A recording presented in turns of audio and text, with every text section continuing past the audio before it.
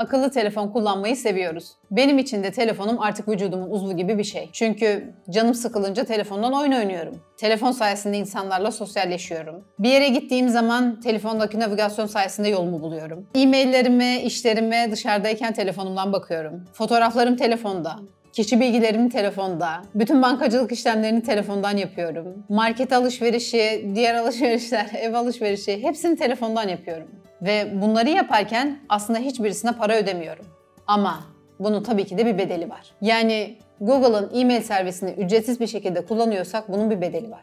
Ya da navigasyon bizi bir yerden bir yere en uygun yoldan götürüyorsa bunun elbette bir bedeli var. WhatsApp'ta, Instagram'da sınırsız sosyalleşiyorsak bunun tabii ki de bir bedeli var. Bu da nedir? Bizim kişisel bilgilerimizin bu büyük şirketler tarafından toplanması ve reklam amaçlı olarak kullanılması. Bizim hakkımızda en çok bilgiye sahip olan şirketler, neredeyse bütün servislerini kullandığımız için Google, kendim için konuşayım, Apple ekosisteminde yaşadığım için Apple ve Facebook, Instagram, WhatsApp kullandığımız için Facebook. Yeni ismiyle Meta şirketi. Bugün size Google'ın bizim hakkımızda neler bildiğini ve bunlar üzerinden nasıl para kazandığını anlatacağım. Şimdi Google acaba bizim hakkımızda neler biliyor olabilir? Telefonumu alıyorum. Google'ın hangi uygulamalarını kullanıyorum acaba? Bakacağım. Telefonumu açar açmaz ana sayfada Google'ın haritalar uygulaması var. Ve nereye gidersem gideyim Google haritaları kullanıyorum. Eve bile gittiğimde Google haritaları kullanıyorum çünkü trafiğe kalmak istemiyorum. Haritalar uygulamasını kullandığım için Google benim konumumu tabii ki de biliyor. Ayrıca kolay ulaşabilmek için ev adresimi ve iş adresimi oraya kaydetmişim. Dolayısıyla ev adresimi biliyor, iş adresimi biliyor. Bunun haricinde sık gittiğim yerlerden ya da tarif aldığım konumlardan benim hakkımda bazı şeyler öğreniyor. Ne gibi? Mesela hep işte AVM'ye gidiyorsam, çarşı pazar gibi yerlerde konum alıyorsam o zaman diyor ki bu kişi alışveriş bağımlısı olabilir. Veya hep işte şehir dışına kaçıyorsam, trekking'e gidiyorsam, dağ tepeye çıkıyorsam, göl kenarı, deniz kenarına gidiyorsam o zaman diyor ki bu kişi bir doğa sever ya da doğa sporlarıyla uğraşıyor olabilir. Ya da gittiğim mekanlardan mesela benim yemek zevkimi öğreniyor. İşte ben daha çok balık mı severim, kebap mı severim yoksa vegan mıyım? Bunu Google gittiğim mekanlardan pekala öğreniyor. Yani bakın sadece bir haritalar uygulaması bile bizim hakkımızda Google'a birçok bilgi veriyor demek ki. Şimdi telefonumda Google yazacağım. Bakalım başka hangi uygulamaları kullanıyorum. Bir kere Google'ın e-mail uygulaması. Yani Gmail kullanmayan yoktur herhalde. Ve Gmail açtığımız zaman da zaten adını, soyadını, doğum tarihini ve cinsiyetini oraya giriyorsun. Bu da bizimle ilgili aslında en kritik bilgilerden bir tanesi. Yani çünkü direkt ilgi alanı ile alakalı. Hani kaç yaşındasın ve cinsiyetin ne? Bunun dışında Google'ın haberler uygulamasını kullanıyorum. Google benim okuduğum haberlerden, ilgilendiğim haberlerden benim ilgi alanlarımı yine tespit ediyor.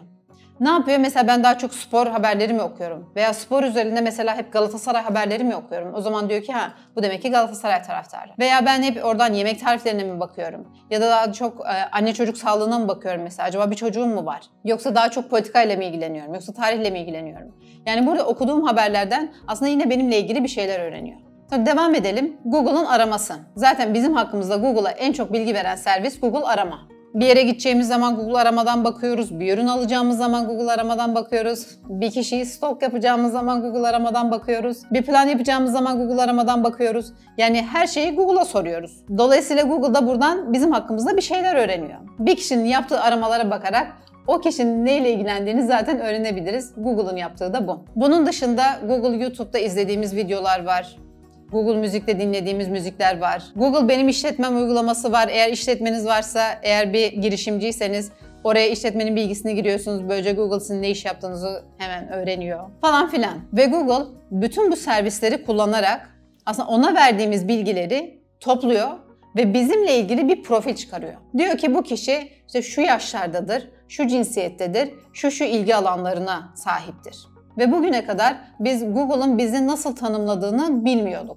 Daha sonra şimdi bu internette kişisel verilerin toplanması, ondan sonra bunların nerelerde kullanıldığının ilan edilmesi, bunların gizliliği, güvenliği falan filan bu konular çok güncel. Özellikle Avrupa'da, Amerika'da falan da bununla ilgili ciddi kanunlar var. Bunun üzerine Google da şunu yaptı, insanları hangi ilgi alanlarına göre kategorilendirdiğini Google My Account bölümünden yayınladı. Şimdi dolayısıyla Google'ın bizi hangi etiketlerle etiketlediğini görebiliyoruz. Bunun için Google My Account'a gideceğiz.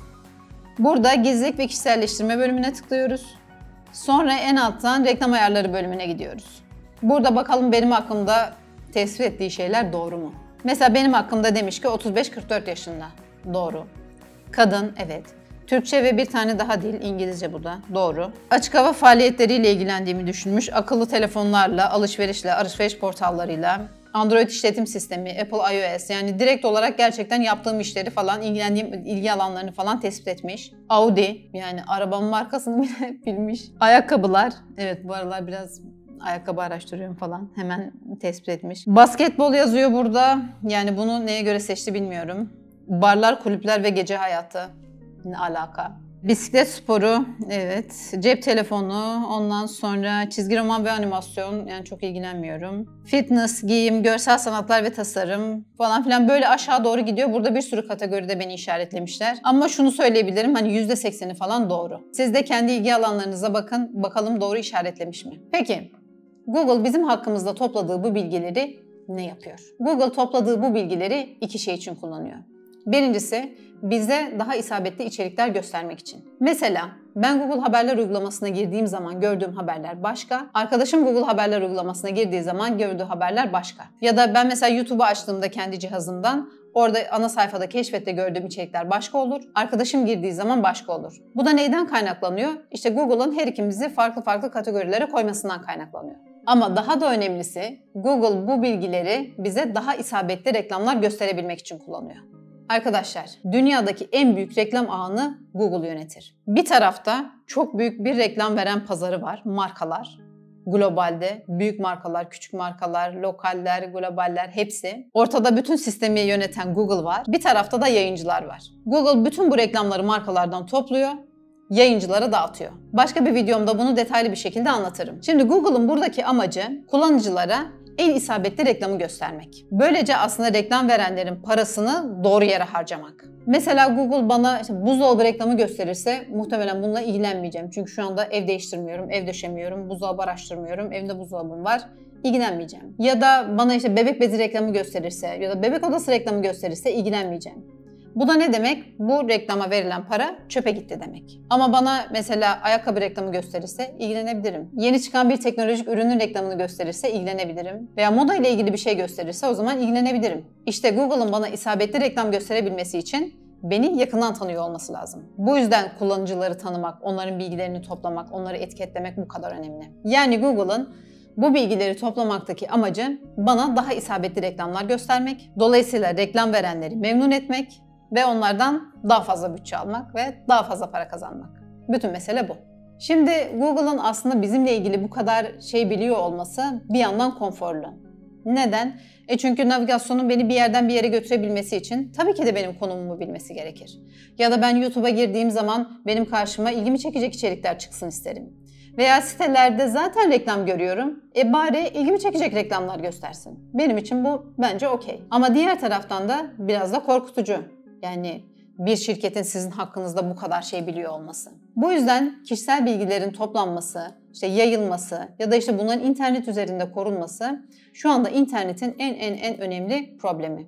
Hem büyük şirketler hem de devletler bununla ilgili çalışıyorlar ve çeşitli kurallar, kanunlar, bir şeyler çıkarıyorlar. Bakalım gelecekte bu konu ne olacak? Başka bir videomda Google'ın az önce sözünü ettiğim bu büyük reklam ağını detaylı bir şekilde anlatırım. Başka bir videomda da Apple ve Facebook bizim kişisel bilgilerimizi nasıl topluyor ve bunları nasıl kullanıyorlar onu da anlatırım. Ama bunun için bu videomu beğenmeniz ve kanalıma abone olmanız gerekiyor.